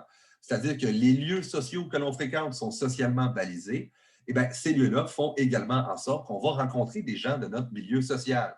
Donc, voyez un peu l'idée, j'ai parlé de milieu social de naissance, qui fait en sorte qu'on a une position sociale de départ, qui fait en sorte également qu'on va avoir une éducation particulière, certains liens sociaux d'affinité qui vont être un peu plus présents et plus forts, qui fait également en sorte qu'on va aller dans certains milieux académiques et également rencontrer certains, si on veut confronter certains milieux sociaux également, qui fait en sorte qu'en finissant, on a un milieu socialement plus ou moins valorisé et qu'à la fin, on finit par fréquenter des gens de notre même milieu socio-économique. Mais c'est un peu ça à laquelle participe la reproduction sociale des groupes sociaux. C'est-à-dire qu'on a tendance à fréquenter des gens du même milieu socio-économique que nous.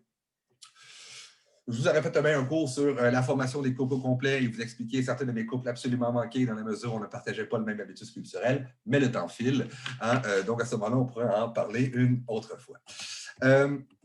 Donc, j'ai juste quelques capacités quand même qui est intéressant. Hein? Si on voit ici, c'est en 2011, c'est en France, mais on a un peu le même phénomène. Mais on voit juste que par rapport au métier, si on veut, on a véritablement des individus qui se fréquentent beaucoup plus, notamment en raison de leur type de métier. On voit ici que les ouvrières fréquentent très peu, si on veut.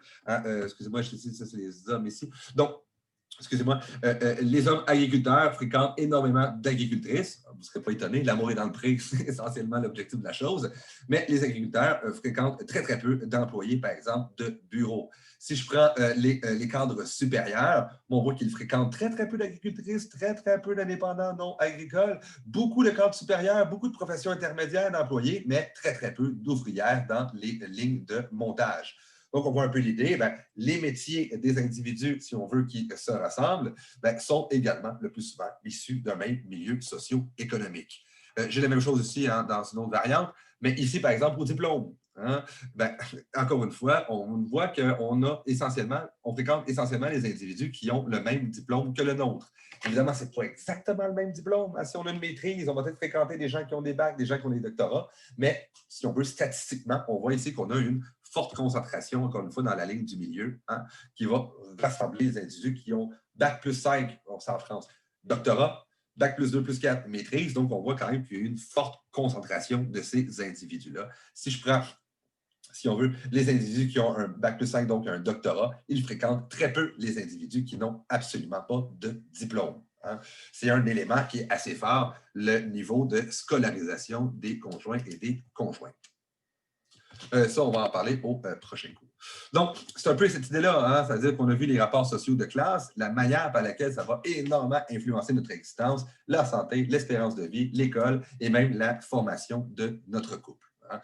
Donc, plus tard, donc c'est un peu l'idée que quand... Là, je ne veux pas faire de peine, là, mais là, il y en a peut-être qui ont compris à quelque part que mon chum ou ma blonde, on n'aime pas les mêmes activités, on a des diplômes qui sont absolument autres, on ne traite pas sur les mêmes choses, on ne consomme pas les mêmes choses, on n'aime pas les mêmes types de loisirs et tout ça. Je vous laisse prendre les conclusions qui s'appliquent à votre situation.